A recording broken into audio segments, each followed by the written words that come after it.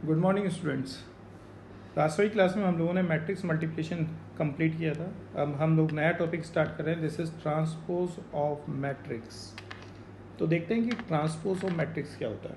ठीक है, matrix which is obtained by interchanging the rows and columns of the given matrix A is called the transpose of matrix A and represented by A transpose AT और A dash।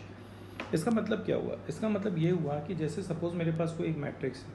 हम लोगों को पता है matrix क्या होता है। Matrix is the order rectangular arrangement of elements in the form of row and column. तो कोई भी मैट्रिक्स ए गिवन है, अगर उस मैट्रिक्स ए में ठीक है रोज को कॉलम्स में चेंज कर दिया जाए और कॉलम को रो में चेंज कर दिया जाए, ठीक है, तो जो नया मैट्रिक्स ऑब्टेन होगा, जो नया अरेंजमेंट ऑब्टेन होगा, उसी को क्या बोलते हैं? Called the transpose of the given matrix.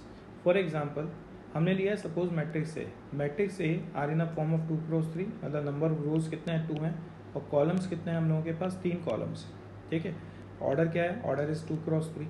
अगर मैंने फर्स्ट रो को फर्स्ट कॉलम में चेंज कर दिया और सेकंड रो को सेकंड कॉलम में चेंज कर दिया, मतलब रो को कॉलम वाइज कर दिया, ठीक है, तो जो नया मैट्रिक्स ऑब्टेन होता है, ठीक है, वही मेरे पास क्या होता है? इस called the transpose of matrix ए। हम लोग देख सकते हैं कि अगर मैट्रिक्स ए का ऑर्डर 2x3 है तो ट्रांसपोज लेने पर उसका ऑर्डर क्या बन जाएगा? 3x2। ठीक है, रो कॉलम में चेंज हो गया, कॉलम रो में चेंज हो गया। ओके, तो अब हम लोग इस तरह से कोई भी अगर मेरे पास मैट्रिक्स गिवन होगी तो हम उसका transpose matrix easily find out कर सकते हैं। ठीक, अब इसकी प्रॉपर्टीज़ को डिस्कस करते हैं। फर्स्ट प्रॉपर्टी मैंने लिखा है ए ट्रांसपोज होल ट्रांसपोज, वापस किस में कन्वर्ट होगा? ए में। आप लोगों ने कहा यस सर। रोज़ को पहले कॉलम्स में चेंज किया, फिर वापस कॉलम्स वापस रोज़ में चेंज हो गई, तो वो अपने इनिशियल कंडीशन या इनिशियल अरेंजमेंट में पहुंच जाएगा और इसी को क्या बोलेंगे? वापस मैट्रिक्स ए मुझे ऑब्टेन हो जाएगा।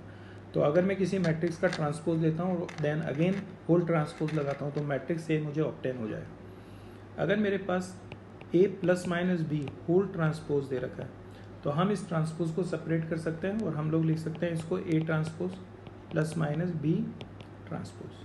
अगर मान लो के एक स्केलर क्वांटिटी, थर्ड प्रॉपर्टी की मैं बात कर रहा हूँ, के स्केलर क्वांटिटी, के is any scalar quantity such that, ठीक है, के ए होल ट्रांसपोज, तो इसको हम लिख सकते हैं के स्केलर क्वांटिटी बाहर आ जाएगी और ए ट्रांसपोज। ये इंपॉर्टेंट है फोर्थ, और इसको हम लोग बोलते हैं रिवर्सल की प्रॉपर्टी, है ना, property of reversal. A B transpose, ठीक है, मतलब दो क्वांटिटी है, दो मैट्रिक्स ए और बी जिनका मल्टीप्लिकेशन पॉसिबल है। ए बी का होल ट्रांसपोज, ये वैल्यूज किसकी इक्वल होती है? That values equal to B transpose A transpose.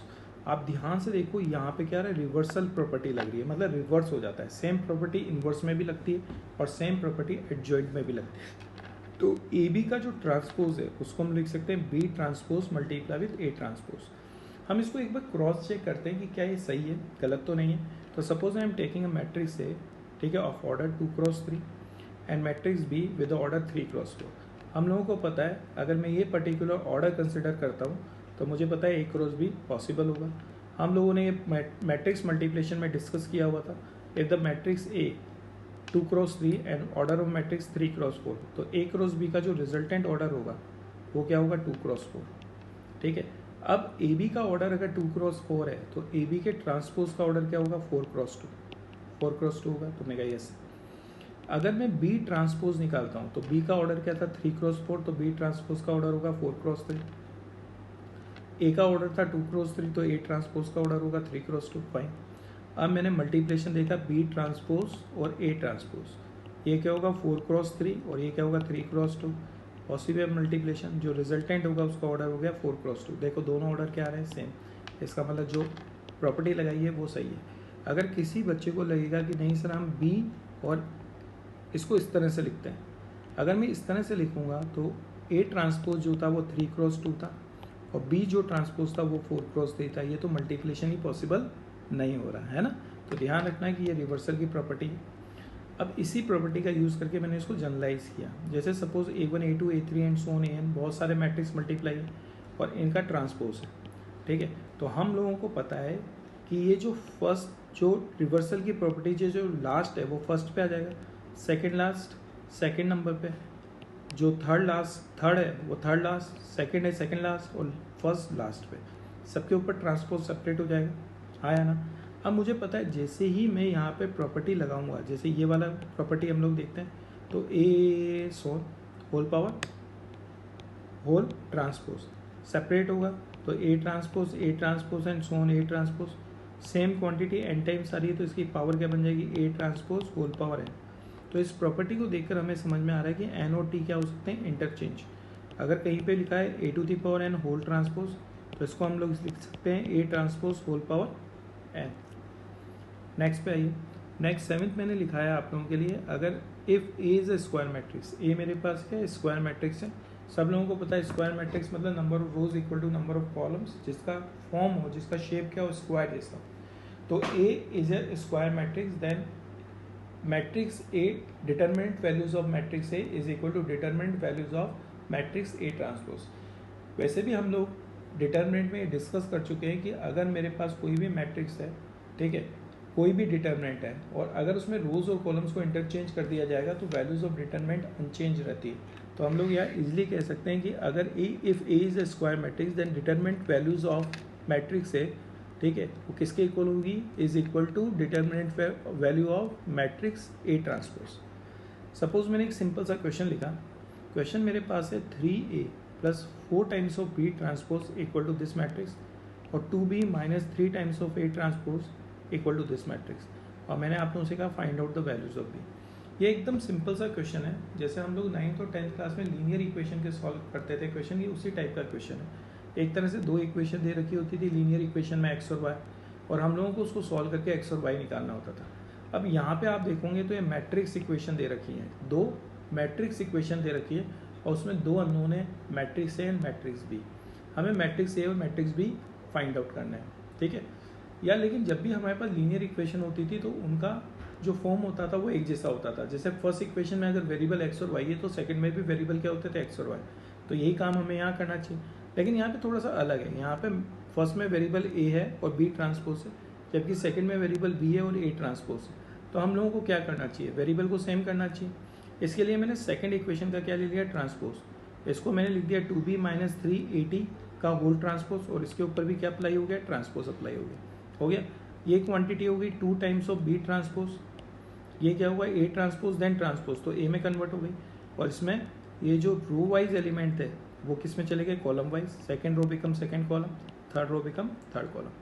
अब मुझे पता है अगर मैं इक्वेशन थर्ड को देखता हूँ और इक्वेशन फर्स्ट को देखता हूँ, ये दोनों में वेरिएबल सेम हो गए, क्योंकि यहाँ क्वांटिटी 3 है, ये क्वांटिटी भी ए में आ गई, ये बी टी है, ये भी बी टी में आ गया। दोनों को ऐड कर दें, ऐड करते हैं, ये दोनों क्वांटिटी क्या होगी, कैंसिलेशन, और ये वाला टर्म और ये वाला टर्म ऐड होगा, और ये वाला मैट्रिक्स इस वाले मैट्रिक्स के साथ ऐड हो जाएगा करस्पॉन्डिंग। एडिशन ऑफ 2 मैट्रिक्स, आप लोगों को पता है कि मैट्रिक्स के 2 मैट्रिक्स का एडिशन तब पॉसिबल होता है जब उनका ऑर्डर क्या होता है, सेम होता है, और एडिशन की जो एप्लीकेशन होती है वो उनके करस्पॉन्डिंग एलिमेंट्स में लग जाती है ना, सेम पोजीशन वाले जो एलिमेंट होते हैं वो ऐड हो जाते हैं। तो जब मैंने इसको सिंप्लीफाई किया तो ये वाली क्वांटिटी क्या हो गई, 6 टाइम्स ऑफ बी ट्रांसपोज, और करस्पॉन्डिंग एलिमेंट को ऐड करने पर ये मैट्रिक्स मुझे ऑब्टेन हुआ। अब मुझे पता है 6 से डिवाइड कर दूंगा, ठीक है, और फिर अगेन ट्रांसपोज ले लूँगा, तो क्या ऑब्टेन हो जाएगा, बी ऑब्टेन हो जाएगा। मैंने यहाँ पे फिर ट्रांसपोज ले लिया, 6 तो वही रहेगा, और बी ट्रांसपोज का ट्रांसपोज बी कन्वर्ट हो जाएगा, और ये जो रो वाइज था वो कॉलम वाइज मैंने लिख दिया। 6 से डिवाइड करूँगा तो मैट्रिक्स बी मुझे ऑब्टेन हो जाएगा।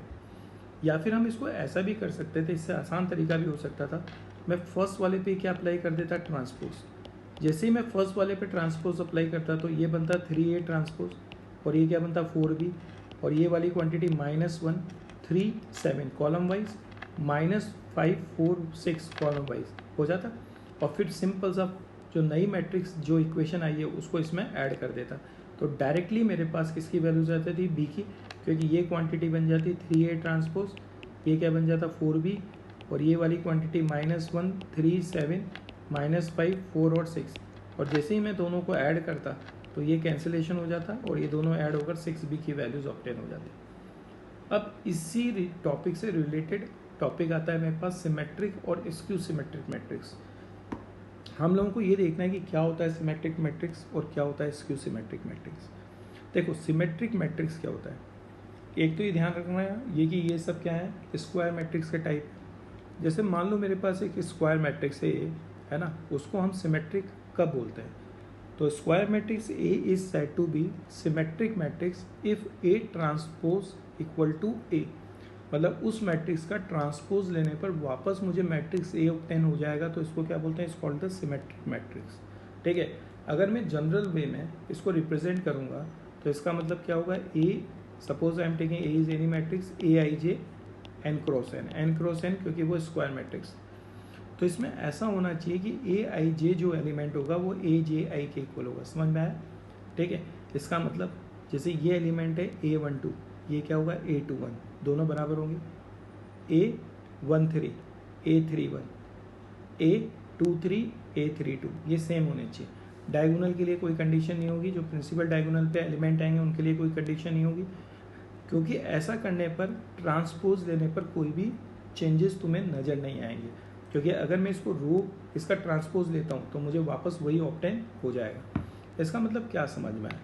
इसका मतलब अगर मैं क्वेश्चन के बारे में सोचूं तो मुझे ये समझ में आना चाहिए कि अगर सपोज कोई भी मैट्रिक्स गिवन है और मुझे ये आइडेंटिफाई करना है कि वो सिमेट्रिक मैट्रिक्स है या नहीं, तो उस मैट्रिक्स का ट्रांसपोज ले लिया जाए। अगर उस मैट्रिक्स का ट्रांसपोज लेने पर वापस वही मैट्रिक्स ऑब्टेन होती है तो it means given matrix is symmetric matrix, otherwise not. आगे बात समझ। अब मैं आता हूँ स्क्यू सिमेट्रिक मैट्रिक्स। हम देखते हैं कि भाई ये स्क्यू सिमेट्रिक मैट्रिक्स क्या होती है। मान लो सपोज स्क्वायर मैट्रिक्स है कोई ए, ठीक है, और उसको हम लोग क्या कहते हैं, said to be skew symmetric matrix if A transpose equal to minus of A, मतलब उसका ट्रांसपोज लेने पर अगर माइनस ऑफ ए ऑब्टेन होता है तो उसको क्या बोलते हैं, स्क्यू सिमेट्रिक। इसका एक जनरल फॉर्मूला बनाएंगे तो हम लोग इस तरह से लिख सकते हैं कि मैट्रिक्स ए आई जे, ठीक है, ये मैंने लिखा है एन क्रॉस एन, और ये इस तरह से होना चाहिए कि A I J is equal to minus times of A J I. आ गई बात समझ में? ठीक है, तो A I J equal to minus of A J I होगा तो वो स्क्यू सिमेट्रिक मैट्रिक्स होगा। अब आप लोगों से हम लोग डिस्कस पहले ही कर चुके हैं, ठीक है, जब हम लोगों ने स्क्वायर मैट्रिक्स को डिफाइन किया था, बताया था आप लोगों को कि जो प्रिंसिपल डायगोनल के एलिमेंट होते हैं उन पर हमेशा आई इक्वल टू क्या होता है, जे होता है, क्योंकि उसके डायगोनल के एलिमेंट कैसे होते हैं प्रिंसिपल डायगोनल के, A11 A22 A33, तो मुझे पता है प्रिंसिपल डायगोनल के एलिमेंट पे आई इक्वल टू क्या होता है, जे। अगर मैं इसी रिलेशन को फॉलो करता हूँ, क्योंकि मुझे पता है स्क्यू सिमेट्रिक मैट्रिक्स में रिलेशन है मेरा ए I J equal to minus of A J आई। अब अगर मैं प्रिंसिपल डायगोनल के एलिमेंट की बात करूँगा तो आई किसके इक्वल हो जाएगा, जे, तो मैंने इसको पुट कर दिया ए आई I equal to minus of ए आई आई। ये क्वांटिटी इधर शिफ्ट होगी तो 2 times of A I I zero होगा, तो ए आई आई क्या होगा, जीरो। इसका मतलब क्या कंक्लूजन निकला, कंक्लूजन ये निकला कि अगर मेरे पास कोई भी स्क्यू सिमेट्रिक मैट्रिक्स होगी तो उस पर प्रिंसिपल डायगोनल के जितने भी एलिमेंट है, element of the principal diagonal is equal to 0, तो वो प्रिंसिपल डायगोनल के जितने भी एलिमेंट होंगे उनकी वैल्यूज क्या होगी, 0। अगर मैं इसका एग्जांपल दिखाऊंगा तो प्रिंसिपल डायगोनल पे एलिमेंट तो 100% जीरो आएगा। अगर ये ए है तो यहाँ पे क्या आएगा, माइनस ए, ये माइनस बी है तो यहाँ पे क्या आएगा, बी, यहाँ पे सी है तो यहाँ पे क्या आएगा, माइनस सी। फाइन बेटा, ठीक है, मतलब जो एलिमेंट्स होंगे ना, ठीक है, वो सेम तो होंगे लेकिन उनका साइन क्या होना चाहिए, अपोजिट। साइन क्या होगा, अपोजिट। और प्रिंसिपल डायगोनल पे हमेशा सारे एलिमेंट क्या होंगे, 0। ठीक है, अब वापस अगर मुझे आइडेंटिफाई करना है कि कोई मैट्रिक्स गिवन है, ठीक है, और मुझे ये आइडेंटिफाई करना है कि वो मैट्रिक्स जो है वो स्क्यू सिमेट्रिक मैट्रिक्स है, तो हम क्या कर सकते हैं, हम सबसे पहले उस मैट्रिक्स का ट्रांसपोज लेंगे, और अगर ट्रांसपोज लेने पर वो मैट्रिक्स माइनस, जैसे सपोज ए के लिए हम लोग चेक कर रहे हैं और हमने उसका ट्रांसपोज लिया, और ट्रांसपोज लेने पर अगर वो माइनस ऑफ ए आ जाएगा तो इट मीन्स जो गिवन मैट्रिक्स होगा वो स्क्यू सिमेट्रिक मैट्रिक्स होगा। तो कभी भी कोई क्वेश्चन होता है जिसमें हम लोगों को ये आइडेंटिफाई करना होता है कि ये सिमेट्रिक है या ये स्क्यू सिमेट्रिक मैट्रिक्स है, तो हम हमेशा उसका ट्रांसपोज देते हैं, और ट्रांसपोज लेने पर अगर वापस वही मैट्रिक्स ऑब्टेन होगा तो इसका मतलब सिमेट्रिकल है, और माइनस ऑफ, ठीक है, गिवन मैट्रिक्स ऑब्टेन होगा तो वो मेरे पास क्या होगा, स्क्यू सिमेट्रिक होगा। Okay fine. अब इसकी प्रॉपर्टीज़ देखते हैं। प्रॉपर्टीज़ फर्स्ट मेरे पास क्लियर है कि all elements of the principal diagonal of skew symmetric matrix equal to 0। दूसरा आपको ध्यान रखना है कि मेरे पास अगर कोई स्क्यू सिमेट्रिक मैट्रिक्स है उसकी डिटरमिनेंट वैल्यूज निकालते हैं तो डिटरमिनेंट वैल्यूज हमेशा क्या आएगी, 0 अगर उसका ऑर्डर ऑड है, और अगर उसका ऑर्डर इवन है तो वो हमेशा क्या आएगा, परफेक्ट स्क्वायर। क्या आएगा, परफेक्ट स्क्वायर। वो परफेक्ट स्क्वायर किसी नंबर का हो सकता है, किसी एक्सप्रेशन का हो सकता है, पर आएगा परफेक्ट स्क्वायर। अगर मान लो सी मेरे पास एक कॉलम मैट्रिक्स है तो हमेशा ध्यान रखना है सी ट्रांसपोज ए एंड सी क्या होगा 0, where A is the skew symmetric matrix and C is the column matrix. इनका मल्टीप्लिकेशन हमेशा क्या होता है 0 होता है, और मुझे पता है ये जो 0 मैट्रिक्स बनेगा इसका ऑर्डर भी बेटा फिक्स होता है, और इसका ऑर्डर हमेशा क्या बनेगा 1 क्रॉस 1 का। फॉर एग्जाम्पल जैसे हम लोग देखें कि सी मेरे पास एक कॉलम मैट्रिक्स है, ए मेरे पास क्या है स्क्यू सिमेट्रिक मैट्रिक्स है। ऑर्डर देखते हैं इसका, ठीक है। सी का ऑर्डर क्या हो जाएगा n क्रॉस 1, ठीक है। कॉलम मैट्रिक्स है मतलब एक ही कॉलम है, रोज मैंने n ले ली।